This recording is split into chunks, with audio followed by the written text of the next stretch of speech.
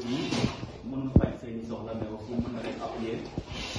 yombalal leen seen activité yi daal donc ñu regretté nag moment bi mu ñëw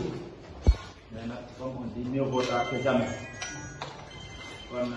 subvention bi génn na comme ni ñu ko defee woon daaw c'est 3 millions.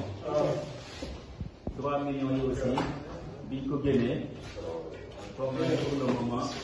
président zone 10 bi ci loxoom la nekk léegi nag tey dañoo daje fii nii pour waxtaan ak yéen ci li nga xam ne noonu lañ koy répartir ci ASC yi ak ci zone bi ak les acteurs yi nga xam ne ñoom la concerné loolu aussi bëgguñu woon wéet nag def ko mais dañoo ne dañ leen di woo ñu partagé ci ba am consensus que li ñu koy defee léegi ñu ko ko appliquer kon l'ordre du jour bi ñu proposé mooy 1 information 2 clé de répartition de la subvention ak 3 divers léegi su amee amendement mën nañ ko cee dolli su dee amul amendement aussi peut-être on maintient l'ordre du jour et on démarre les activités. Suñu paree on vous donne la parole bu ko defee ñu jéem a rassembler l'ensemble des informations et on passe au deuxième point. kon tey wala ñu Lamine kii Ali. Au président de la zone, président sortant, avec les présidents des ASC et leurs accompagnants. Donc les conseils municipaux, le bureau municipal, comme je peux dire, et aussi la presse locale.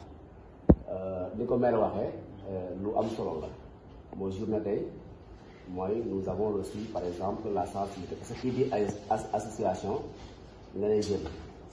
kon bu ñu waxtaan di waxtaan ci loo xam ne par exemple ci mbirum nawetaan la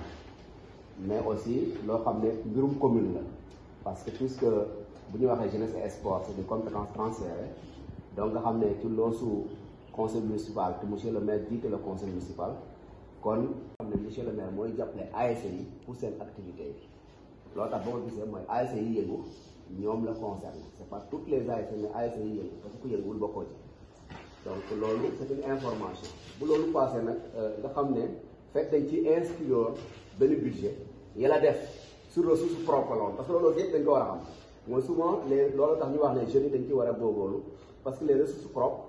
mooy bokkul loo xam ne ci état lay jóge mais loo xam ne mairie moom mooy dem di collecter marché yi ak feneen wala impôt ba loolu mën koo recouvrer kon loolu moo tax tey mu mën a sotti ba ngeen mën a jot le montant donc loolu aussi c'est une information lépp loo xam ne rek monsieur le maire da ko budgétiser bu tollee fu mu war a génnee da koy génne loolu tax mu génne ko nu mu koy génnee itam y a une procédure à respecter xam naa ne loolu jarul ma ci kii beneen bi xam naa ne les wali et ñeneen dañuy complété mais ñu xam ne la mairie n'a pas oublié la jeunesse parce que boo xoolee li ñuy def ci jeunesse par rapport ak budget bi bëri na boo xoolee les su ñu ko def bokku ci nag mais kii di jeunesse di étudiant ñoom une enveloppe de 6 millions moom 7 millions la sax 7 millions lañ leen di réserver dans le budget te loolu aussi c'est sur fonds propre lay jógee donc loolu yëpp mooy wane ne dans le budget donc def nañu lu ñuy wax l'équilibre du budget mooy jigéen ñi dinañ ci gis seen bopp jeunes yi gis seen bopp ak lenn loo xam ne investissement lay doon donc loolu boo amee nag bés bi tey nag lu ko waral mooy comme ni ko monsieur Wér waxee mooy ñu waxtaan ba xool subvention boobu noonu nan lañ ko mën a defee ba mu rafet tout en sachant que yaatee loolu fonctionnement la parce que investissement bi mooy ce qui est en train de faire à l'estat ak leneen donc loolu yëpp ay information boo xam ne jëlee nañ ko war a xam parce que boo xamee mooy tax nga toog fenn nit wax nga mën a wax ne ah lii kat nii ak nii la demee te man aussi loolu lay conseillé ku mu mën a doon mooy balaa ngay wax waxal ci xam-xam waxal aussi ci loo xam ne buñ la waxee ne indil preuve nga indi ko c'est pourquoi moi souvent les réseaux sociaux nekkuma koo xam ne dama ciy wax dem wax ni rek daay te damaa bëgg saa ma woowee ma teye ne man fii laa ko waxee donc loolu tax aussi lii am na solo te ñun dañoo bëgg bu ngeen fi jógee ngeen jóg ci loo xam ne une information claire nette nga xam ne ñëpp a ko fekke ñëpp a ko def aussi en tout cas pour ne pas oublier je pense bien que war nañu man ko war nañu gën a góorgóorlu bu ko defee lii nga xam ne ci gafaka lay jógee ñëw ci yéen ñu fexe ba gafaka boobu noonu di duuf en tout cas information boobu genre suggestion boobu laa bëggoon a wax di wax ne vous méritez aussi parce que tey bu fekkante ne comme yëpp dañoo def ab nawetaan te commune Fissel bokk ci dans ce cas dañuy wax ne est-ce que mairie bi li mu war a def ci jeunesse est-ce que mu ngi koy def kon loolu tax aussi ñun dañoo gis ne donc plus que c'est une compétence transférée monsieur le maire lu ñu koy xel di conseil mooy sa jeunesse bu ko fàtte parce que boo ko fàttee rek mooy jeunesse su Thiadiaye mu ngi yëngu Sandiara mu ngi yëngu donc sa jeunesse yënguwul dans ce cas dañuy wax ne ta politique de jeunesse defoo kon donc information mooy lu ñu def nii dañ ko war a def dans le budget la bokk donc nous devons avoir des relations réciproques yoo xam ne vraiment dañuy jàppale ci liggéey ñuy jàppale en tout cas loolu laa ci bëggoon wax en guise d'information di rafetlu aussi ndaje bi di rafetlu aussi li ngeen àndee ak ASC yi li ngeen di doxalee donc boo xoolee yemul ci liggéey itam aussi ma wax ko c'est pas seulement ci sport la nekk wala jeunesse même éducation lépp li def ci éducation très proche du maire mais y a des conseils yoo xam ne ci ASC la ñu bokk lépp loo xam ne fii dañ koy waxtaane fii mooy il faut que ñu xam ne est-ce que jaar nañu yokk wala jaar nañu wàññi parce que loolu aussi mooy mën a tax donc loolu tax vraiment seen détermination ak seen bëgg Fissel ak activités yi ngay def bañ ci def yeneen erreur aussi parce que football boo ko déggee mooy dafa war a xum waaye nag ñu war a moytu violence loolu aussi c'est une information boo xam ne lépp lu ñu def di ci def alal mais day dugg ci violence day bëgg mu ne ah subvention bi maire yi def jox ko ASC yi bu ñu ko defee war na loolu aussi ngeen xam ko ne bu ñu koy def jàmm moo tax ñu koy def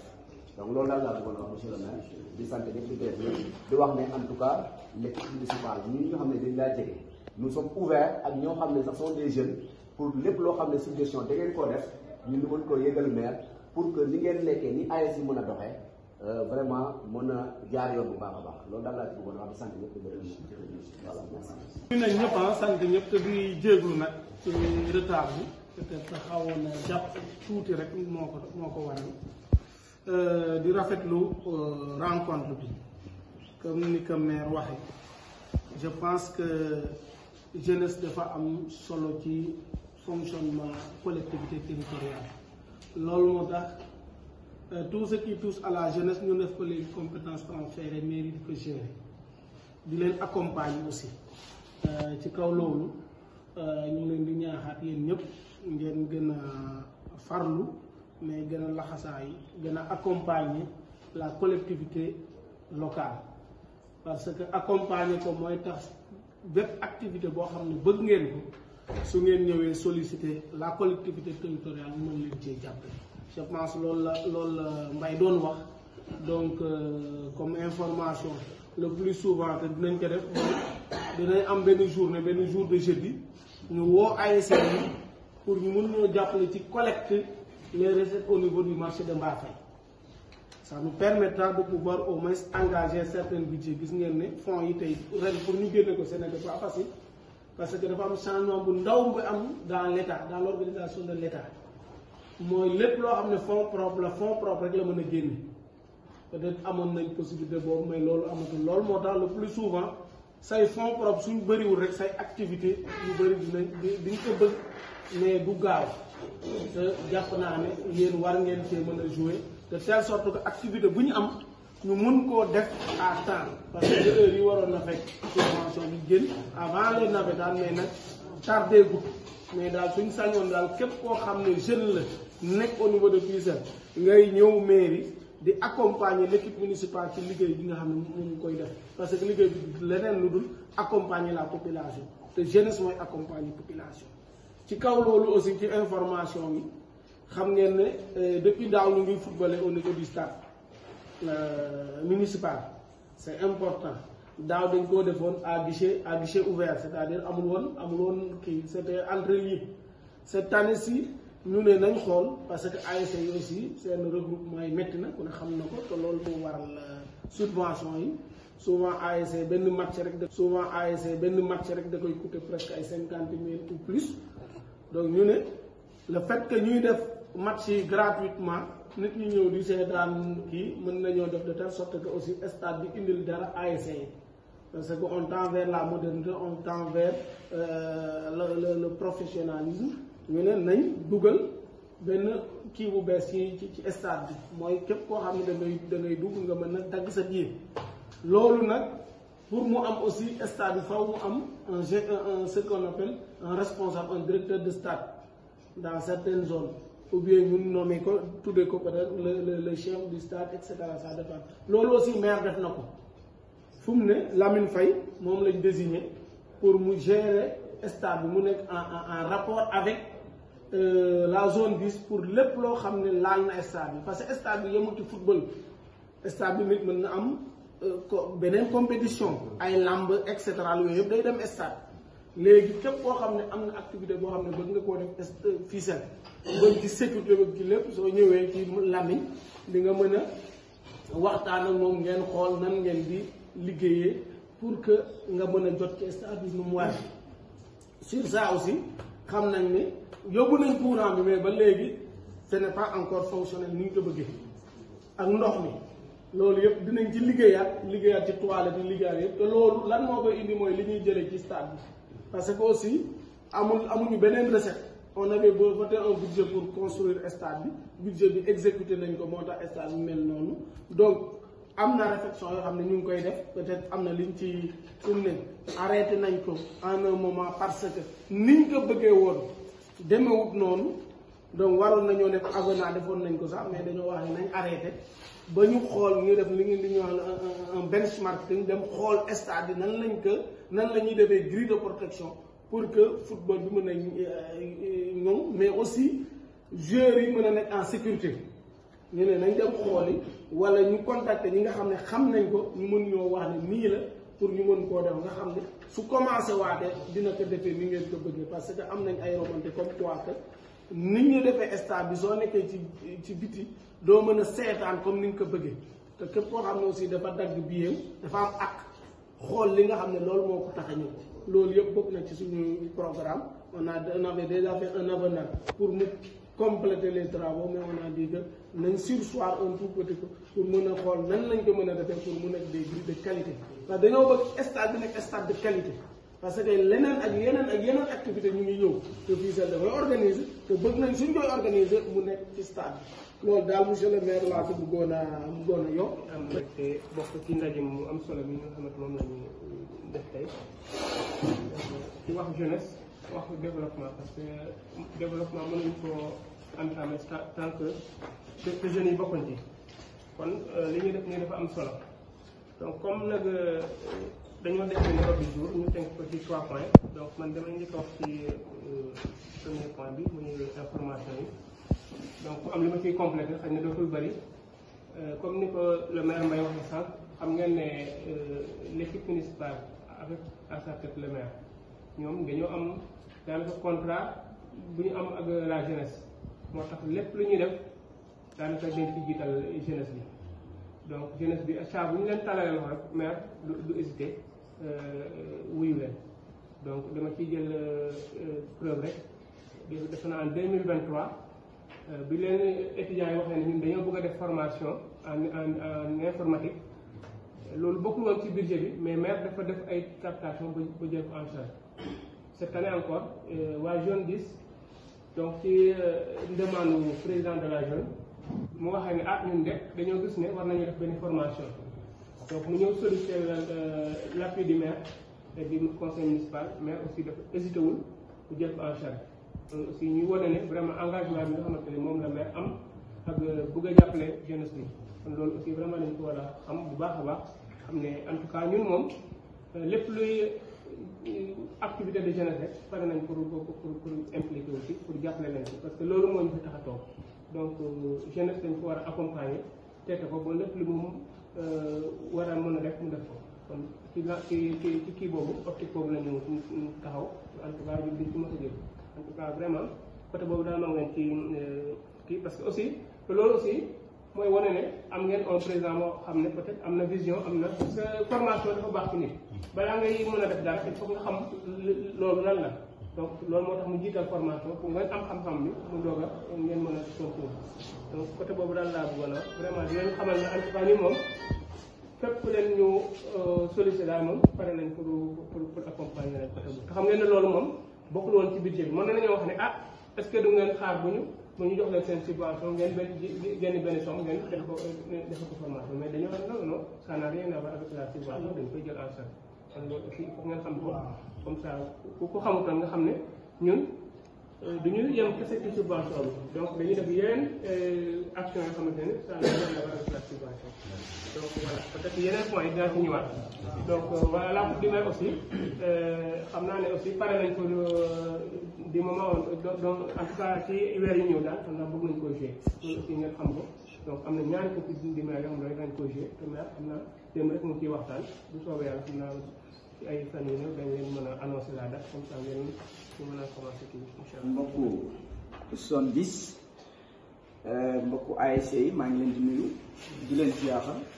seen man président commission on le marché ancien trésorier zone 10 maa ngi nuyu ñëpp di leen ziyaara di am mbégte bu baax a baax ci jeetaay bi di ñaanal le nouveau président yal na motal mission bi nga xam ne moom lañ ko jox ñaanal ancien président bi nga xam ne mooy sortant def na fi lu mucc ay toujours mu ngi jege mairie bi ci ay activité loolu moom vraiment ñu ñaan ancien président mu mel ni ñu ñaan nouveau président mu mel ni ancien président ndax à chaque fois mairie bi lu mu am ci ay activité moom bu zone 10 ñëw itam moom day ñëw teew bu ASC ñëw day ñëw teew merci loolu entre parenthèses boo xam ne mënuñu ko woon a nekk joxe ndax ku def dara dañu naan jërëjëf gàcce nga daan di gën a ñaax sama bopp di gën a ñaax jeunesse bi di gën a ñaax commune bi ndax ñu mën a bokk ndey bokk bàyyi tey nag am naa mbégte mais toujours damay am tuuti inquiétude ci li nga xam ne bu yeneen woote bu amee dañuy gis ne day xaw a neew mbooloo mais dañu jàpp ne à chaque fois bu ñu wootee ne kaay leen rek ñu joxe li nga xam ne mooy kii bi day ñu bëri moom ASC yi dañuy ñëw to balaa neex dafa war a métti à chaque année nag dañuy remarqué loolu tamit ngeen war cee bàyyi xel yéen ñi nga xam ne yéen a jiite ASC yi ak yéen waa zone 10 yem say ay activité wala yu dul activité ñu woote ko mais du bari ay nit mais bu saa yu ñu wootee rek ni xaalis bi ASC yi kaay leen jël seen xaalis moom ku bokkut ci ASC bi ndax day bëgg a fekk loolu tamit vraiment nañu bàyyi xel ne lu naqari dafa war a neex lu neex dafa war a naqari kon loolu nañ ci bàyyi xel bu baax a ñu xam ne li nga xam ne moom la ñuy joxe nii moom yéen a ko moom parce que jeunesse bi moo ko moom mais mënu ko ñàkk a génne mais ci kaw génne boobu bu ko neexoon fi mu ko eggalee mënoon naa ñàkk a egg foofu fi mu ko fekkoon mënoon naa ñàkk a yokk ci dara 2 millions lañ ko fekk mu yokk ci 1 million kon loolu bëgg a jàppale jeunesse bi la ñu jooy grille de protection moom mu def le tout def ko fast track kon maire bu mel noonu ak équipe municipale bu mel noonu secrétaire municipal bu mel noonu jeunesse bu ko amee da ko war a téye fukki ko benn activité setal wala reboisement wala yeneen détail dañoo war a ñëw physiquement moralement intégralement te loolu moo war a am pour wax ji bañ a gudd bañ a gàtt beneen bi mooy wax nañ ko fonds yi nga xam ne moom lañ ci jamono sagam ça me rappelle très bien dama doon gis ay quelques ASC dañ doon ñëw accompagner des collecteurs de Mbafay kenn ku nekk ànd ak kenn loolu bu leen yaakaar ne ak marché de Mbafay day appuyer liñ leen di jox kon à chaque fois bu dul comme ci jamono vacances nañ nekk étudiants yi am nañ ci part de responsabilité zone 10 am nañ ci part de responsabilité ASC yi am nañ ci part de responsabilité marché de Mbafay moi que président commission hall et marché de Mbafay marché de Fissel mais gis naa ne jeunesse bi xawuñu ko jàppale ci ci setal ak collecte to dañ ko war a jàpp en 100% sax mbalit yi nga xam ne moo nekk ci marché bi seen yaay yi seen mag yi seen rakk yi seen jarbaat yi ñoo koy nooyi marché de Mbafay même chose kon na ngeen jàpp ne loolu kenn ku nekk war na cee def kémtu lay kattan garab yi nga xam ne moom la ñu jimbat kenn ku nekk na jël benn garab mu tudde ko boppam bu ko roose wutit mu envoyé kenn nit ne ko roosel ma ko mu tudde ko boppam bu ko ba defee garab yépp dina naat Fissel dina méngoog jamono li nga xam ne maire moom la soxla kon loolu rek lañ bëggoon a kii merci nouveau président jëgal mairie bi lépp loo xam ne réer na la jëgal mairie bi nga wax massification communication loolu moo nekk diggante zone ak mairie say collaborateur mooy ASC communication massification amul ignorance ku ma am ndey ak ku ma amul ndey mooy yàq nawetaan non violence ci nawetaan rek su ngeen xeexee seen nawetaan yi mën nañ ko suspendre mooy ci leen loolu nañ teg ci yar ak teggin ku football nga daal di ñëw merci encore une fois joxe ngeen jëf lépp lu ñu wax mu nekk loo xam ne. ñu di leen jaajëfal encore une fois ndax jaajëf du doy donc nit ki saa yoo defalee bésam su taxawee boo ko santul di goree donc lii ab defalati la donc jaajëfati donc la ciy wax ak ñi nga àndal sa liggéey yëpp di nuyu l'ensemble des ASC présentes dans la salle donc même bëggoon naa sax ñu def présentation sax pour ñu mën a xam ban ASC moo ñëw ban ASC moo ñëw parce que man li ma jàpp penc rek laa gis astafurlah maa leen doon gis sax donc loolu yëpp ñàkk def présentation bokk na ci pour nga xam tamit yan ASC ñoo fi teew loolu bëggoon naa ko amoon naa yéene bi aussi nga defal ñu defal la ko. ok c'est bon. beneen bi li ngeen wax yëpp ay la yéwén rafet na dañ koy partagé ak yéen di ko ànd ak yéen ndax lu jëmale mbir mi te mbir mi suñu mbir mi kanam am na ci nag ay quelques kii ma ko bëggoon a wax parce que déjà Fissel 20 ASC la sur la plateforme de l'ODCAV mais seulement 10 ASC ñoo actif ren il y a 12 ASC yu raffilé mais benn bi elle est victime de sanction beneen bi dafa réaffiliation ba fayu ko sax sama xaalis laa ci def donc muy l'ASC de Guelwaar de Bac waaw donc maa ngi doon xaar ne ñoom xëy na dañuy participer ñëw fekk si mais ba léegi ñëwuñu donc parce que munoo taxaw ñu jox la ay état joxe ay délai ngay xaar ASC da ngay ko obligé da ngay def di xaar bu ñoom seen subvention génneeg yooyu nga ne ko yow de yoraloon nga mën lii bi ñu waree def nii maa la ko defaloon donc amoon nañ jot naa ci waxtaan ak Paul ak Michel et je crois que ñoom ñoo nekkoon dirigeant yi mais ba léegi daal mujjewuñu participer bokkuñu tirage ñu ngi doon xalaat nag man dama xalaatoon sax dañoo am compétition yu bokk ci des mais en réalité bokkaat ñu benn compétition wax dëgg yàlla donc bëggoon naa vraiment ñu redynamiser zone bi 20 ASC bokkul ak 10 ASC et 50% de participation donc loolu néew na trop et nous avons 969 personnes yu am ay licences 969 licenciés dans la zone bi donc loolu mbooloo donc licencié bu nekk góorgóorloo ci mbiram ci mbir mi dina baax léegi dina ñoom donc loolu yëpp zone 10 mbooloo la yor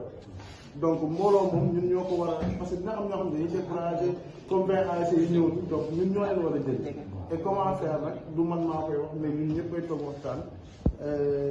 yëkkateendoo xàcceendoo pour jëli suñu nawlee ASC yooyu ñu ñëw participer ndax mbir mi mbirum ñëpp la kenn moomu ko kenn des te kenn ëppale fu kenn leen nous sommes tous élevés au même pays d'égalité parce que ñun ñi jiitu sax on a été mandaté par des ASC ku munoo am maqaama wala daraja ba ñëw bokk zone wala dans les structures de l'ONCAV te amoo mandat ASC donc fu ci waaye mën taxaw ci Amadou Kane ba ci président zone ñëpp mandat ak ASC la ñam donc incha allah bu soobee yàlla la zone lépp lu mu mën ci ànd ceeg yéen et dans la mesure du possible dañ ko ànd ak yéen lépp luñ ci am xam-xam dañ ne fii de léegi lañ ci xam wala fii léegi lañ ci def te premier point bi ci waxtaan bi nekk information bi ñu bëgg a joxe mooy bi ñu commencé on a trouvé le bureau sortant bàyyi woon na fi une 60aine de mille je crois 66 000 léegi bi ñu ñëwee ci loolu tëbuñoo tëb dem ci loolu di ko laal wala di def dara je crois benn yoon lañ ci jël 5000 parce que boobu da ngay dem nguur lu bari maa dem ba jamono neexul dëkk bi dëgër mën na ko TG mu ne ma mën na ko li nga desee woon noonu yónnee ma ci 5000 ma paas dem nguur te boobu ay dem yu bëri laa dem donc benn bi mbir yi metti trop ma laajte ko je crois loolu lañ ci jël ak carte yi ñuy defar di ko jaay mooy carte waa zone seen carte d'accès stade bi parce que comme dafa am kii bugguñu tamit waa zone di ñëw di fay comme ñoom ñoo ci sonn et tout di doxal ñu defal leen ay carte d'accès yoo xam ne c'est gratuit léegi nag comme xaalisu zone lañ ko defaree dañoo wëlbati ko en retour ne nañ defaraat yeneen carte yoo xam ne dañ koy jaay je crois fii yéen ñi nekk fii yëpp yéen ñëpp defaral nañ leen carte je crois le maire rek laa épargne parce que xam naa li ngay daj ak coono bi ma ne maire nag wax dëgg naa ko épargne mais yéen ñi ñëpp Adama dama ko fàttali le président Adama mais maa ne yéen ñëpp defaral naa leen ay carte les cartes yooyu dama koy monétiser à hauteur de 5000 francs mu remplacer bi et ça permettra à la zone 10 d'avoir des fonds léegi carte yi TG mooy encaissé kii foog naa ñu ci jot a jaay je crois Touré moo fay ba tam jox nañ ko yi des yenn ñi ngay Touré pour yi jëm si woon mairie moom lañ ko joxoon comme moo dëkkoon côté bi ak xam naa ne jege na leen pour mu jaay bu fi jaaree mu jaayal ñu leen ak yeneen ñu jox ko le SA de la zone pour moom it mu jaay yeneen ñi donc benn bu Aliou Sène professeur EPS maa ko yor ak benn bu Badou Ndiaye bu dëkk Mbalom Sono mosi maa yor ko tam donc ñun su ma demee incha allah jox leen matewut nag joxuñu ñëpp mais xel mooy fatu bu ñu toogee daal ñi ñu xalaatoon envoyé naa liste bi Touré envoyé ko Pape Kayre pour ñu xalaatal ma ci ñan ak ñan lañ ci war a dolli mais ba tey kenn revenir ma ne ma dolli kii moo tax li ma jotoon a bind rek laa jox 24 pour xool ba xam ndax comment ça va se faire waaw pour essayer loolu lañ jotoon a def comme information léegi beneen mbir bi kii bi nu mu tuddati subvention bi mu génnee dem damaa njëkk a dem ODCAV d'abord mu ngi nii entièrement joxal maire mu tëj ko foofu en attendant mu tëj damaa dem ODCAV jëli ko à Mbour parce que ñu dem chèque bi am erreur man ak le TG de l'ODCAV il est de Thiadiaye on est parti chèque bi am erreur mooy 1000 bi lañu remplirul sama ñingi bi aussi ñu def ci erreur donc ñu waxtaan tamit passe bi ngay def ci xaalisu mbooloo bi day xaw a doy waar ma ne ko mënuma demaat mais li ma lay ñaan yow demal Thiadiaye nga récupérer demal Mbour bi nga récupérer ko soo ko andee Thiadiaye ma jël si ko samedi bi ngeen wootee retransmission liste yi moom laa jëloon mu doon taw à Thiadiaye taw bi tëj na ko damaa mujjee woo Modou May sax pour mu jël si ndax mënu ma woon génne këram dem j'étais avec Abdou donc moo ma jàppale ci compte comme lii ma compte xaalis bu bëri yàlla dogal mu fekk ko ko mu ne ko kaay dimbali ma nga compte na parce que xam naa ne ci liggéeyam permettre na ko muy compte xaalis bu bëri mu compteel ma mu mat sax 2,980,000 ODCAV bi ñu koy viré ci compte am moom moo ci jël 20 000 francs ay la yéen donc noonu la demee 2,980,000 ñu ngi noonu moom lañu andi léegi bi ñu ko indee te kon man fi ma dëkk aussi kenn nekku fa mënumaa denc xaalis ko zone bi compte bi ci jéeguñu ko photo wu lañ photocopier suñu carte dem ci phase ubbi compte moo ñu dese parce que fi ñu xalaatoon banque de kii daa jël xaalis bi dem ci Babacar ñi comme gis naa ne day def transfert d'argent et c'est mon frère ndax dénkaane ko wóolu xam naa di ko ma ne ko am dencal ma lii ci lañ ko déposé ci moom mu dencal la léegi nag tey bi ñu xëyee démb laa ko ci guddi mu ne ma waroon nga maa teelaw ma ne ko man ma la ko jox newoon naa la dimanche laa ko bëgg dinaa woo maire bu ñu wooyee maire bu confirmé dimanche ñu kii ko mu ne ma waaw man kay ni ma confirmé wul mais tey ci suba ma ne ko man biir ci guddi ma ne ko du ma ko jël di ko fanaanoo mais bàyyi bu ma xëyee mu ñëw jël ko donc bi ma xëyee moom laa jël loolu bokk na ci li ma gën a tàggal moom laa jaawal foofu jël pour indaale donc ni ñu ma ko joxe waat noonu j'ai pas compté tamit parce que compté xaalis bu bëri moom lii mu ko donc damay jur saa yi ma ko defee bala maa ci pare damay jur moo tax su ma joxee aussi du ma compté mu ngi noonu. mënoon nga tee takk ñette mënoon nga tee takk ñette léegi beneen mbir bi mooy li ma wax gis nga subvention bi je crois samedi laa ko jox le lundi 11 août ay vers midi yooyu su ma juumul dugg naa ci groupe comité directeur ñi fi toog am na ay membres comité directeur ne leen nous sommes 10 ASC yu actifs bu ñu defoon jeudi bu nekk ñaari ASC boo demee benn yoon dootoo demaat kon lu mu métti métti doo ko yëg jeudi bu ne ñu dem Mbaxay jàpp ci collecte bi ma ne leen je suis pas ba ne leen la zone 10 jël engagement fay jàppale leen transport bi ASC yi def mais je crois Alioune Fatick kese moo réagi kese moom problème c'est ça idée bi da nga koy génne mais personne ne réagi su ma juumul Alioune Fatick mi kese moo réagi ci wax jooju ak Ablaye Faye bu penc je crois wala Ablaye Faye xamatuma mais Ablaye Faye bu en kase la ak Alioune Fatick ñoom ñoo réagi c'est le même ASC te loolu li ma leen wax defiwul yow dem ngay def collecté jébbal ñi seen ba da ngay xaw a sax doo comprendre ma ne loolu 3 millions la ñu jox mais bu ñu bëggee def plaidoyer pour ñu yokkal ñu suñu 3 millions il faut tamit commune bi xam ñun lan lañ koy dugal suñuy activité bañ a yem ci football ndax football ñibbi rek football ñibbi doo neex a jàppale te bu ñu ko defoon ASC def ko nga gis ne ASC dugal nañ 2 millions wala 3 millions wala 4 millions bu ñu nee mel jëlee ñu ko 3 millions yóbbu ñu ko 3 millions 500 wala 4 millions mais da ngay sawar sa conseil yi boo toogee conseil municipal da ngay am lay pour défendre lu suñu idée boobu donc loolu lañ ci jublu woon mais ba léegi il n'est pas trop tard ASC yaa ngi fii toog nañ jël engagement bi ñu def et man en tant que président de la zone 10 ak les membres de la zone 10 nous allons faire tous les jeudis parce que ASC bu dem wér mais tous les jeudis nous allons le faire avec les ASC concernés ànd ak ñoom ñu def collecte bi nee naa leen Mbaxay ni ma xam ba boo koy mujj doo fa añee sax bu la neex du marché bu ñuy yenn pratiquement ngoon gi lépp lay jeex balaa ngoon ay 13 heures lépp jeex nit ñi ñibbiwaat donc loolu yomb na gars yi may ñaan ñëpp encore une fois ni ma ko waxoon ci conseil de direction bi ngeen ñu defewaat ko noonu jàpp ci parce que mbir mi suñu mbir la xam nga ñii de football rek lañ fi nekk ak xeet loolu moo tax ñuy aj nawet bu fekkoon ne football ak xeet rek ak jëmale dëkk bi kanam dinañ ñu rusé suñu jëmale dëkk bi kanam bu ñu neexee ñu woo ne arrangé na kenn du aj suñu nawet donc loolu ñun fii lañ am nañ relever défi boobu maa ngi ciy waat ñëpp incha allah maintenant nag loolu bu ñu ko defee ñu taxaw ne maire kat dimbali ñu nga yokkal ñu suñu subvention waaw parce que man moom loolu laa bëgg. bu boobaa may doon seen avocat ci défendre picc. incha allah yàlla yóbbee ci jàmm léegi nag di waxaat beneen information aussi mooy kiiwu maire bi formation bi ñu fayee maire moo jël entièrement le budget prévisionnel c'était 147 000 le maire a donné 150 000 147 000 ou 141 000 mais le maire a donné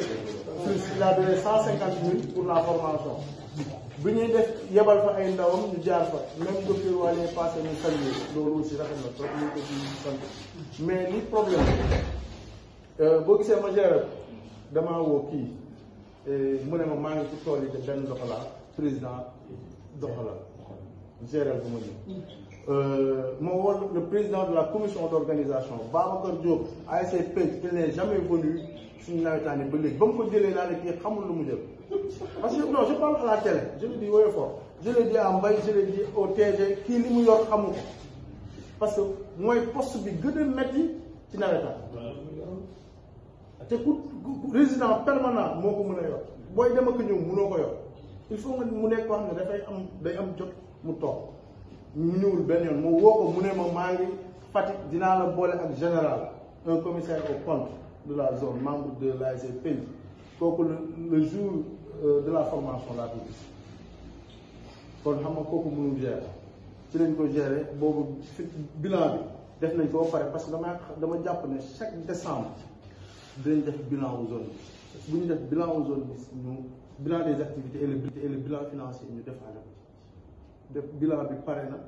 ñu di may xaar nit ñi ñu pare accepté bés ba pour ñu def ko loolu moo nekkoon information bi am foofu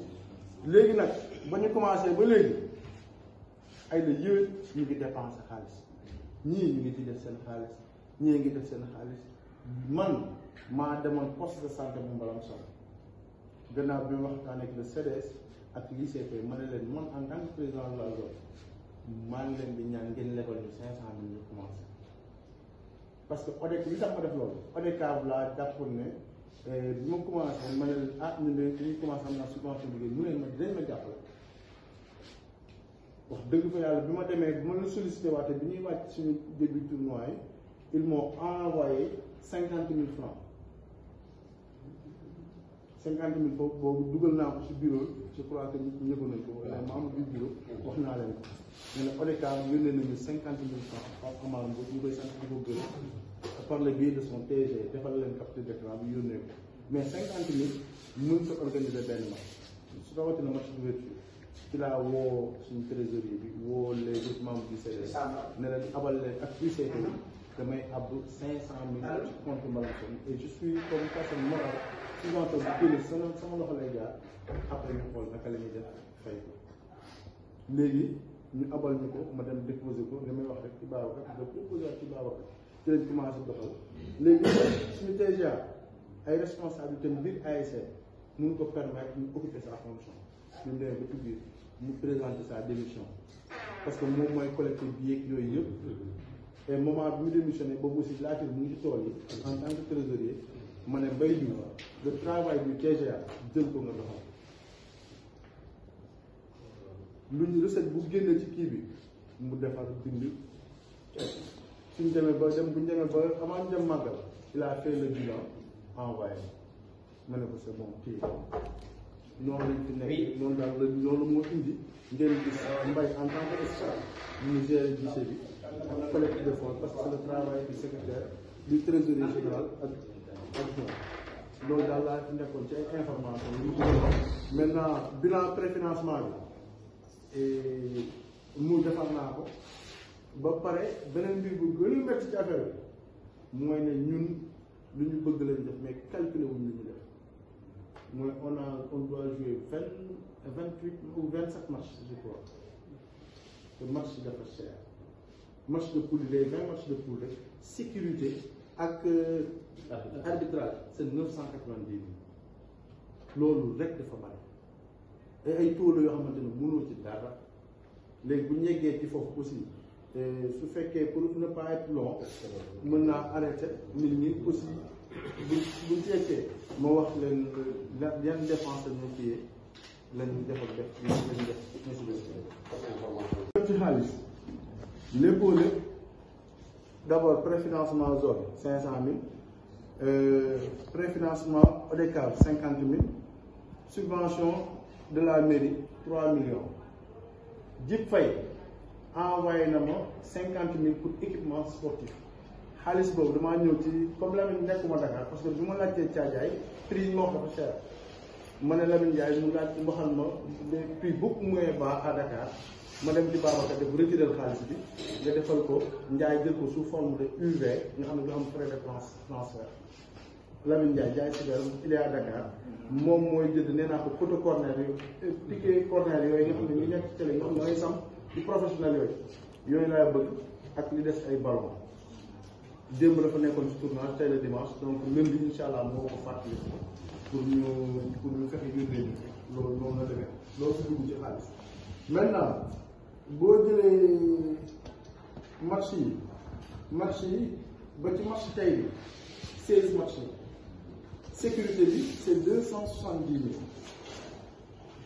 16 match yi la sécurité c'est 270 000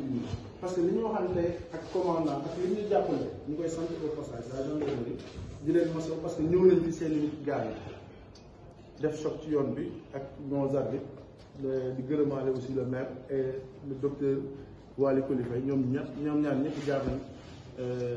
poste de santé ak les membres de la zone bi fa nekkoon ak l'ICP et Diaga Kama bi nekkoon inspecteur arbitre bi parce que ki amoon fracture moo ànd ak moom ba Thiadiaye taxawu ko léegi 16 matchs yi mu ngi nekk 270 000 li andi 270 000 commandant daf ma ne match 25 000 ma ne ko match 25 000 ëpp na attan nañu mu ne ma léegi li mën a nekk ma ne ko wàññil ñu ko mu ne ma léegi daa la ko defal 20 000 ma ne ko xalaat loolu commandant moo calculé 20 match 20 000 mu nekk 400 000 ma ne ko commandant 20 match 400 000 la nekk na trop xam nañ ne du fay leen jëriñu leen dara mais dimbali ñu encore mu ne ma léegi dina la defal les 10 matchs à 15 000 les 20 matchs les 10 autres matchs de poule à kii nu mu tudd à 20 000 ma ne ko waaw loolu de baax na ci loolu lañu tënk les 15 matchs 15 000 les 10 matchs yi 15 000 10 matchs yi 20 000 bu ñu demee quart de finale mu dem 20 000 ba asafala 25 000 bu ñu demee demi finale mu dem 30 000 finale 50 000 loolu lañu tënk ak moom mais 16 matchs yi ñuy joué ba ci tey mooy 16e match bi fay nañ ko c' est 270 000 léegi bu dee arbitrage bi 16 matchs yi day nekk 512 000 arbitrage su may dem terrain laa jël xaalis jëluma xaalis jaaruma récupérer xaalis donc day nekk 512 000 16 matchs yi arbitrage bi c'est arbitrage bi honoraire c' est 16 000 honoraire 16 000 match de poule transport arbitre yi 16 000 muy 32 000 donc arbitrage bi noonu la dem restauration avant ñu dem màggal ci xaalis bi ñu bàyyi woon ci Babacar ci lañ doon jënd restauration parce que dafa amoon benn genre écart et mënu ma ko expliquer nag vraiment son premier problème avant les ASC c'était les membres de la zone léegi pour bañ loolu ma ne xëy na nit ñi añ di kër ñi yenn kër Diouf monsieur Diouf ñu koy gërëmaale de passage xëy na nit ku ko miinul pour nga yenn di foofu day jafe ci laa demandé nañu yenn ci foyer léegi au début dañ doon joxe dépense kër ñoom Marème Gueye que je salue de passage mais bi ñu demee ba ci biir aussi gars yi li ñu bëgg bi ñu mujjee dem ci comme damay fàtte soo joxewul dépense foofu bi ñu toggaale damay fàtte ñu ne léegi dañ jël di dépense ci Yacine nga xam ne après le match ñu fay ko lii 36 000 bii avant màggal la ci xaalis bi ñu doon préfinancé mais bi ñu jógee màggal ba léegi nañuy def bu ñu demee terrain ci recette bi ñu am ci la ñuy joxe dépense pour que Yacine le soir lañ koy jox dépense añ donc moo tax 36 000 bi avant màggal la commission sportive match d'ouverture jox nañ ko 20 000 francs la commission sportive parce que dina am ay taxawaay yoo xam ne moo ko war a taxaw ak ay manquement yu mu war a def donc ñu yëkkati woon 20 000 man maa yëkkati 20 000 joxe ne ko comme amul moto ma ne ko luyeel moto nga jënd connexion parce que dinaa la soxla te mënuñu lay envoyer message WhatsApp doo ko lii man ko jëndal connexion luyeel moto pour parce que stade dafa sori léegi li des nga xool noo koy gérer fay ci ay yenn dépenses yi léegi defar nañ tamit porte guichet stade bi benn guichet bi defaral nañ ko caabi Moussa Bigué moo jël cellule bi ak main d'œuvre bi lépp la tout nekk 5 000 francs ci réparation bi pour mën di tëj mënoo jël chaque jour nga luwee ci ay charrette mu jël indi chaise yóbbu chaise bagage yeeg ballon yeeg tableau magnétique yeeg yooyu donc mënuñu ko di ko déplacer chaque jour donc il est préférable mu tëj ko foofu moom moo gën transport avant le magal mooy bi ñu l'ensemble des transports bu ñu daan jënd comme dañuy doog a ñëw affaire bi du huilé doo maîtriser affaire yi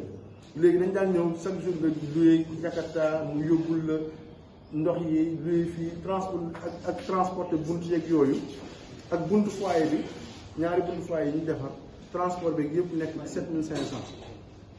léegi nag biñ paree autre dépense avant le magal biñ paree li ñu joxoon Babacar ak li ñu jàpp ne loolu la ñu génne mais dina ci am dépense yoo xam ne da lay rëcc kii na defal lii fii defal lii fii defal lii fii bi ñu xoolee daal gis nañ écart de 21 000 mën na kon autre dépense parce que ki nga dénk lekk ko te ñun ñoo ko dépense donc ñun ñoo ko jël doo am une maîtrise ci yooyu nekkoon 21 000 impression imprimé nañ ci moom mooy dossier subvention yeeg quelques feuilles de match yi ñu jotee imprimé foofu à 3100 francs achat de manuel de formation bi ñu defee formation ba pare zone moo waxoon ne dina ko jënd pour les ASC bi ma demee ci ODCAV ci sama dem ODCAV yooyu laa ko fekk benn jour jënd ko mu nekkoon 9 manuel mais comme on a 10 ASC ma ne mbay léegi 10e bi moom na ko imprimer comme ni ñu jëndee fële au poste de santé de Mbacké 300 la fa daan jar sax ci nekkoon 2100 francs léegi mais finalement looy gën a dem muy huile léegi dañoo dem mbay moo dem Dakar je crois ak ay liggéeyam boobu li jënti fa gros talon bi ñu àndaale ko donc boobu jënd nañ ko mais ci xaalis yi ñi recette yi ñuy am nañ ko jëndewuñ ko ci préfinancement jëndewuñ ko ci beneen bi transport ficelle ODCAV man ak TG bi ñooy def bi ñu jëli subvention bi je vous ai dit que bi ñu jëli subvention bi donc on était deux dem kii bi ñëwul am problème mu set bi léegi transport bi laa def 10 000 léegi bu ko defee le TG de l'ODCAV 5 000 le président de la zone 5 000 noonu laa calculé beneen bi deuxième délit bi comptabilisé ma parce que caajaay laay donc ku jiite am loo jiite donc loolu tax dugaluñu ko léegi arbitre bi ñu gaañoo bu ñu ñibbi ak suñu arbitre def nañ sox information boobu ñoo jël 3 arbitres yi ak ñaari gendarme yi fii en charge seen ordonnance yi ñoo ko jënd ñoo fay lépp parce que ñun lañ doon liggéey bi ñuy dem caajaay kële nu mu tuddati Jaga Kama dañ ko envoyé 25 000 comme xamuñu li muy def bi mu demee mu def au moins. Bien vrai, tout est important. Mais si vous voulez prendre toute la réglementation de l'ODCAV, comme les moyens aussi, de bien souffrir. De bien souffrir, à essayer de souffrir. Donc je pense bien qu'il faut aller avec le juste milieu, d'une manière très réfléchie. Ça va permettre aux ASC de financer ces regroupements et affaires. Il aussi de fonctionner tant bien que mal. Parce qu'à un moment donné, au plus que rencontre d'évoluer, peut-être que ça du monde a changé, il y a des recettes. Mais l'ASC, il faut recevoir, on le recevoir. Ce que tu penses, il n'a plus d'autres moyens. Donc, ce n'est pas dit que tout ce que l'ODCAV a dit comme chapitre, vous devez obligatoirement financer ça. Or, vous devez. Te que moi, l'an ngeen entendre ngeen def loolu rek laa bëggoon indi merci. mooy temps bu jot dañuy waajal ouverture yi donc am na ay CLD yu ak ay CDD au niveau du départemental pour waajal ouverture des classes comme man maa yor dem defi collecte de la même façon dama bëgg aussi ngeen jël engagement dem béyi école yi am na daaw école ASC yu illustré woon ci côté boobu vraiment cette année aussi su ma sañoon ngeen jël en charge école yi nekk ASC boo xamante ne am na école bu nekk ab ci boo xam mu jël ko en charge école yi ñu ne teel a commencé parce que après demain collecte yi dañuy ñëw fii ak les CGE ñu def expression de besoin parce que dañoo bëgg dès le début octobre ñu joxe fourniture yi bu ko defee Fissel bokk ci école yi comme yi njëkk a commencé njàngale ci mois d'octobre kon loolu aussi maa leen koy ñaan ngeen jàppale ñu vraiment ñu way école yi avant fin septembre bu ko defee xale yi mën a commencé ci. te tey ku ñu teral waxoo doo gërëm yàlla ku gërëmul doomu aadama doo gërëm yàlla au nom de la zone 10 au nom de la jeunesse de Fissel au nom de l'ensemble des ASC affiliés à la zone 10 de Fissel ñu ngi sant le maire di ko gërëm subvention bi dañ daan wax subvention de 3 millions mais ce n'est plus une subvention de 3 millions mais c'est une subvention de 3 millions de 4 000 3 millions 500 de 3 millions 500 te loolu li ko andi mooy bëgg lépp jag bëggul ASC yi dem ak tuuti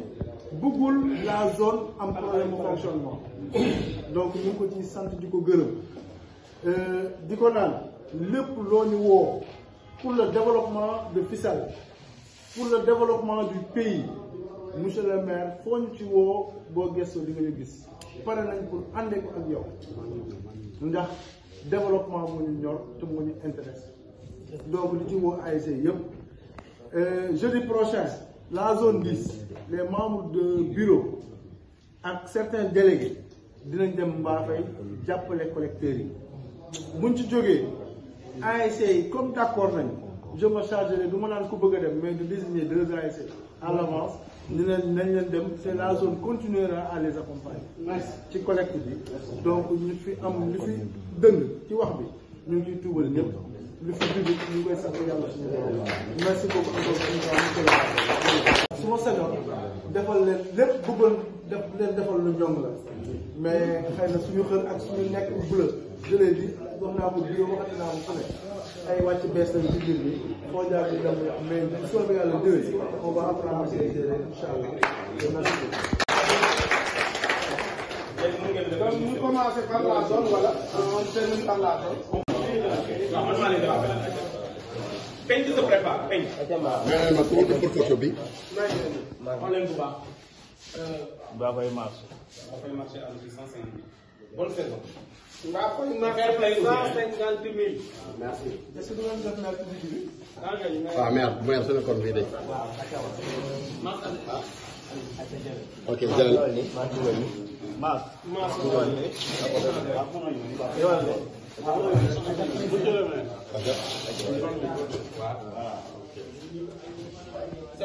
C'est bon? C'est bon.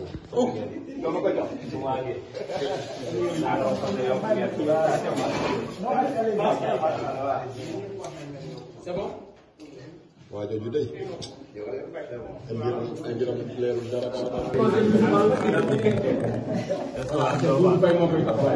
C'est le trésorier de l'AS. waaw espérance moom dinañ ko tegal. Akara gisuma la de. 150 000.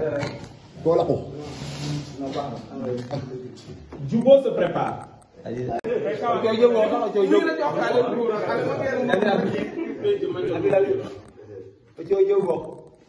Là, c'est 10 au 5.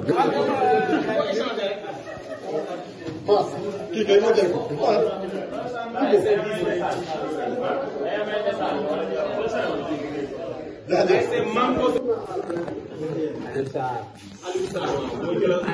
Lamine defal nañ tuuti.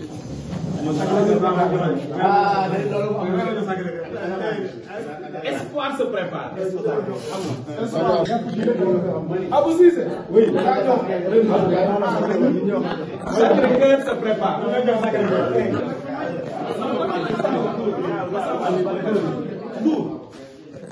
Massamba Ndour. Son vice-président. Sacré-Cœur.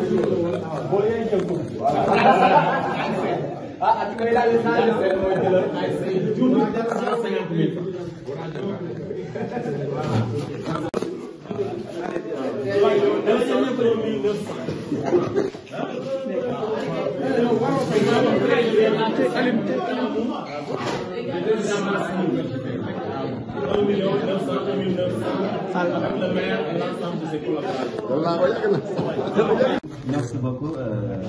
Diouf. Je salue tout le monde. Je salue toute la population de Fissel.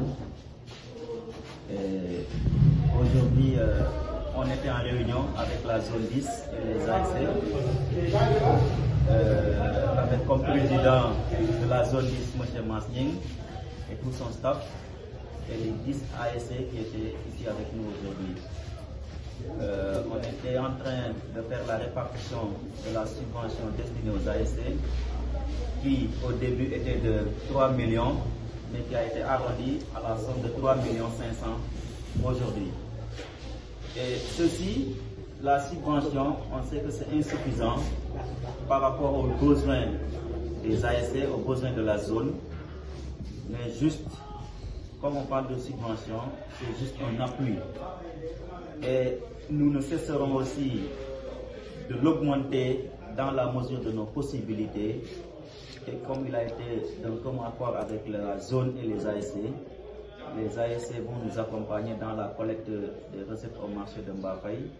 et vont aussi mouiller le maillot dans les actions citoyennes que nous allons entamer. Et là aussi, j'apprécie à sa juste valeur cet élan de solidarité et de citoyenneté de la part de cette jeunesse. Et vraiment, j'encourage le président et son équipe. On sait que ce n'est pas facile. Il a beaucoup d'ambition, mais il n'a pas les moyens de ses ambitions. Raison pour laquelle nous demandons à toute l'équipe de se souder davantage et d'avoir une bonne planification, et de se fixer des objectifs à atteindre, parce qu'on ne peut pas atteindre tous les objectifs. Mais comme l'ambition est là, la volonté est là, l'accompagnement de tout un chacun aussi va faire la différence pour que les objectifs soient atteints à 100%. Donc la mairie est là pour accompagner et nous cesserons d'accompagner dans la mesure de nos possibilités, mais nous demandons à tout un chacun aussi de venir derrière nous, à savoir à nous conseiller, à nous faire des suggestions, et pourquoi pas même à nous dire que non, stop, ça ne va pas. C'est dans ce moment-là, ou bien en ces moments-là que nous allons nous perfectionner, parce que notre perfectionnement va à l'atteinte des objectifs qu'on s'est fixés, que la population aussi nous a assignés en nous faisant maire de la commune de Fissel. Donc nous devons être chaque jour aux côtés des populations pour essayer de voir leur satisfaction. Donc c'est en cela aujourd'hui que nous étions là en train de travailler toute la journée pour que vraiment les ASC puissent un peu respirer et que la zone puisse aussi continuer ses activités et que les navettes puissent aussi se dérouler dans les conditions adéquates. Mais vous programmez 3 millions. Mais après discussion, on a vu que vous avez fait une augmentation dans notre million, ce qui fait 4 millions maintenant de subventions aux ASC. Quelle impression avez-vous jusqu'à augmenter cette augmentation? Voilà, merci M. Diouf. Au lieu de 4 millions, c'est 3 millions 500. Ce qui explique cela aussi, c'est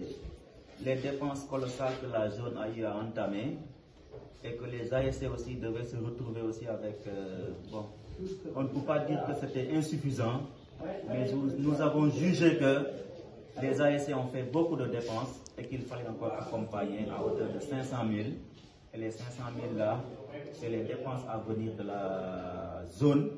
Et chaque ASC va rentrer aujourd'hui avec une enveloppe de 150 000 francs. Et la zone va rentrer avec une enveloppe de 1 900. Et le cumul, ça va faire 3 500 000. Nous l'avons fait parce que c'était une obligation. Nous sommes là pour les populations. Donc, si les zones doivent souffrir, si la zone doit souffrir, les aides doivent souffrir. Nous aussi, on doit augmenter, bien que ça n'a pas été prévu. Mais il faut toujours, dans une gestion, avoir des imprévus et les mettre aussi, trouver des solutions à ces imprévus-là. C'est ce que nous avons fait aujourd'hui. Les clubs professionnels comme le Fissel Mbadane Basket Club et le club de football communal, là aussi nous allons le appuyer à la hauteur de nos moyens et continuer encore à encourager aussi le Fissel Mbadane Basket Club, qui a vraiment honoré Fissel au-delà de nos frontières et même au niveau international.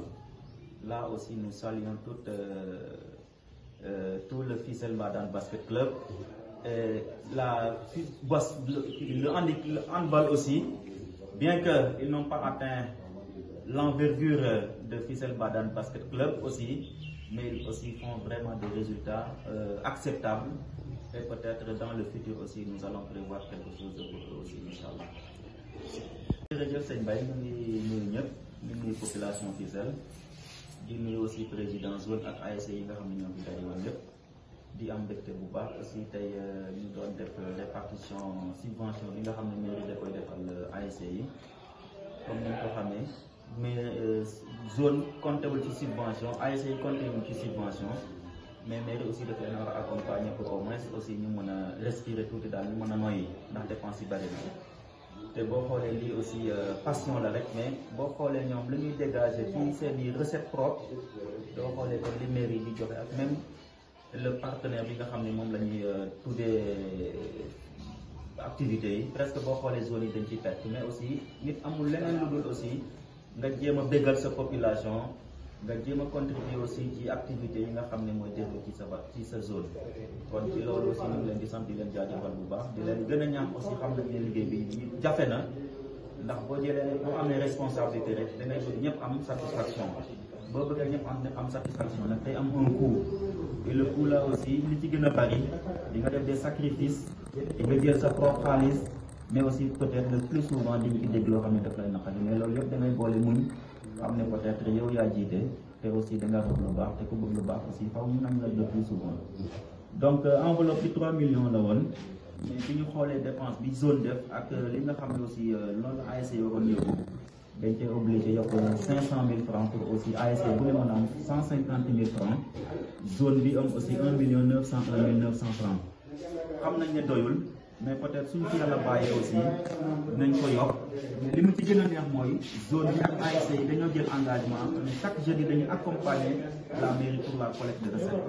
ndax ci collecte de recettes yooyu la ñuy joxe lii ci collecte de fonds yi aussi la ñuy joxe les étudiants leurs 7 millions ci collecte fonds boobu aussi ci la ñuy doxalee lu bari bari kon aussi su fonds amul rek di nga am yéene mais yéene boobu du mën a mat kon aussi Fissel Mbadane Basket Club ak le club de football communal dinañ leen réserver aussi loo xam ne dinañ leen ko mën a appuyer aussi pour ñoom aussi ñu mën a doxal seen activité loolu bokkul ci li ci tey mais loolu dañuy dem taw yi aussi pour mën leen a jàppale aussi ci seen activité yi donc ñuy sant ñëpp di gërëm ñëpp di leen sant vous la presse aussi pour seen taxawaay di ñaax ñëpp aussi pour ñu gën a man ko rek bokk ndey bokk bàyyi pour suñu développement fii Sénégal képp ku mën a feete sa contribution bul ko xeeb parce que yàlla dafa dogal loolu sa jéemul mais ku ne am nga loo mën a apporter sa population waaw ñu ngi woo ñëpp rek ñu gën a bokk ndey gën a bokk bàyyi te ñu ubbil leen suñu bunt aussi pour seen i contribution pour seen i suggestion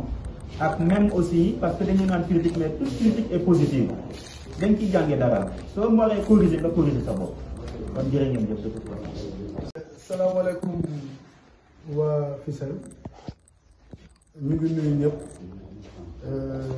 d'abord kaddu yi cant lay doon ndax doyoon na waar waxtaan bi ndax xër dugal nañu ci dépenser au-delà de fi ñu waroon a yem ndax amoon yéene def lu baax mu naroon a jural ASC yi la ñuy génne fii day gën a néew li ñu amoon daaw wa ilaa mu am ay bor yoo xam ne zone moo ko naroon a dem fay en l'occurrence zone lépp lu muy engagé je suis la personne morale man maa koy fay donc di gërëm maire ci soulagé bi mu soulagé loolu waxuma la soulagé sax mais dafa daj rempart pour loolu du am en quoi faisant ASC yi kenn ku nekk 135 000 la amoon daaw ren yóbbu na ko ba 150 000 ñu ko ciy sant di ko ci gërëm zone fonctionnement zone jël na ko entièrement en charge ba match final bi arbitrage ba ak sécurité bi maire jël na ko en charge te loolu bu ko neexoon mu ne du ma ko jël le ministre lañ ko parrainé mais il l'a fait donc ñu ngi ko ci sant di ko ci gërëm donc loolu day wane rek ne développement moo ko ñor lu jëmale fi seen kanam moo ko ñor ñun nag amuñu doole wala amuñu xaalis bu ñu mën a maye mais ndaw la ñu am ak ku ñu yëg ak ku ñu jàppale léegi nag fépp foo xam ne nii soxla nañu fa pour lu jëmale dëkk bi kanam ñu ngi ko ci taxaw di ko naan di ko jox suñu accord à 100% que la jeunesse est prête à l'accompagner ci lépp lu xamante ni yëkkati na ko jàpp ne lii pour lu jëmale dëkk bi kanam la saa ci soxlaa wala buñ ko déggee on va répondre présent ñu ngi jël engagement boobu te ni ñu ko waxee jeudi bii le bureau de la zone 10 ñoom ñooy mobilisé wu dem ànde gunge collecteurs yi marché Mbacké bu ñu fa jógee chaque jeudi on va désigner 2 ASC qui vont faire le travail pour l'intérêt de la commune ndax déjà ñu ngi doon wax plaidoyer yi yokk déwén mais ren sax dafa yokk ndax 3 millions lu nekkoon 3 millions mu yóbbu ko 500 000 te ñëpp xam ne jamono neexul yitte il y a un chapelet d'urgence à gérer te koom-koom bi fii xam ñun ñëpp xam ne commune bi ay recettes am demewul noonu donc maire ñu ngi lay jaajëfal di la naan merci beaucoup li nga bëgg yaa ko xam yal na la ko yàlla defal mu gën ci yow gën ci ñun yàlla mën na ko yàlla na ko defal li nga bëgg su gënul sax yàlla na ko yàlla soppi mu gën ndax mooy maître de moom mooy mën na lépp dara tëw ko yàlla na ko def donc mu jig ñu jig ñu équipe bi nga àndal di sant ñëpp di gërëm ñëpp di gërëm ASC yi tamit di dépense yi xawee bëri mais par rapport taxawaay bi ñu am ñoom it wane na ne elles sont toujours derrière leur président ñu ngi ciy kontaan bu baax a baax te gërëm équipe municipale bi ndax boo doon lii dama koy def ñi nga àndal ne génn na ci aussi di nga déglu seen conseil ñu ngi leen di par rapport ak ASC yooyu aussi di sant rek ndax lu sotti yàlla la neex du man du kenn mais yàlla moo dogalee dañu joué lii ci jàmm ak salaam te ñu am une jeunesse aussi joué lii ci jàmm ak salaam te ñu am une jeunesse aussi boo xamante ne comme defoon nañ ko daaw neexul nit ki lu mu def daaw neexul waru ko defaat tamit violence moo taxoon ñu suspendre suñu nawetaan au niveau zonal suspendre ko au niveau départemental kon donc nous devons retenir la leçon comme tey salle bi ba fi génn jànge naa de leçon bu am solo boo xamante ne ba ilaa yow mi diini sama li dama dese ci sama dund muy ci lii ak ci lii dootuma dal donc noonu la ko jeunesse bi njàngee rek kenn ku ne l'expérience c'est l'ensemble des erreurs rectifiées di ñaan li des yàlla ñu yàlla jàppale rek ba ñu continuer ko ci jàmm ak salaam ndax mooy suñu ndam mooy suñu njiglaay di woo jeunesse bi encore une fois ci lépp lu ñu yëkkati ci gox ci commune bi pour son développement ñu ngi woon ñëpp nañu taxaw parce que loolu lañ fi am suñu autorités yi amuñu lu ñu leen jox mais gëstu gis ñu seen ginnaaw loolu dong lañ soxla ci ñun te maa ngi ciy woon ñëpp et jël engagement bi encore une fois monsieur le maire foo ma soxlaa boo ma woo sa envoyé message je vais répondre présent et lépp lu ma mën a mobiliser je vais le faire. jërëjëf Mbaye jërëjëf sunu frère bi Papa Ndoye ñu leen di nuyu di leen ndokkeel di wax ni tey yëg nañ contentement bu rëy bon c'est vrai que affaire bi xawoon na yàgg waaye nag fa mu mujjee neex nañu lool neex nañu ba àgg ci lool loolu nag du guléet mi ngi bàyyeeku ci monsieur le maire la bàyyeekoo moom mi ngi mës a nekk ci dynamique defar Fissel ñun xam nañ ci daal te du tey lañ ko wax dafa yàgg taxaw Fissel léeg-léeg da nga doon jógee àll ba ñëw xale yi naan ah monsieur Tine école ma ne leen xaar leen ba suba ci ngeen di xam lim leen bëggal bu ko neexoon croiser ay bravo bañ leen wax dara loolu nag mooy law ba fii nii ci nawetaan yi parce que ñëw jotoon une enveloppe de 135 000 daaw ren nga ñëw jot une enveloppe de 150 000 loolu c'est des avancées notoires ñu ngi ko ciy remercier bu baax loolu nag bon dana tax ba jeunesse bi parce que ñun ñi ñoon nga xam ne ñun ñooy les porteurs de voix nga xam ne ñun ñooy jëlee information fii yóbbu ko ci suñuy ASC respective dinañu fexe ba dugal ci seeni bopp loo xamante ne nii dana tax ba municipalité bi bu soxlaatee ñu répondre présent parce que nag préparer un match c'est pas facile ñi ngi doon préparer muy metti kon bu ñëwee tey yokkal la 150 000 nga xam ne daanaka loolu préparé na match wala lu ëpp benn match kooku vraiment ki la koy defal jërëjëf rek la ko mën a wax kon monsieur le maire ak équipe am yëpp gàcce ngaalaam di remercier zone 10 ci seen ambition di profiter waale ci occasion bi di féliciter le président sortant Sène Diouf il a beaucoup fait falaa ko gën a nawe sax ci présidence am boobu laa ko gën a nawe parce que xam naa ni Sène Diouf li mu doon dégg li ñu doon wax mais bu ñëwee mel ni xale ci kanamu ay boy yu ndaw man j'apprécie hautement ce geste ses attitudes son comportement Mass Gningue mi le nouveau président ñi ngi commencé di ko wax di ko féliciter te toogagul lu ko waral parce que ambition la ñu gis booy sax dañ koy jëw naan non il traite les gens avec dignité dafa xam nit dafa voilà il sait comment traiter les gens quoi te loolu ay mbir la yoo xam ne nit ki bu ni melee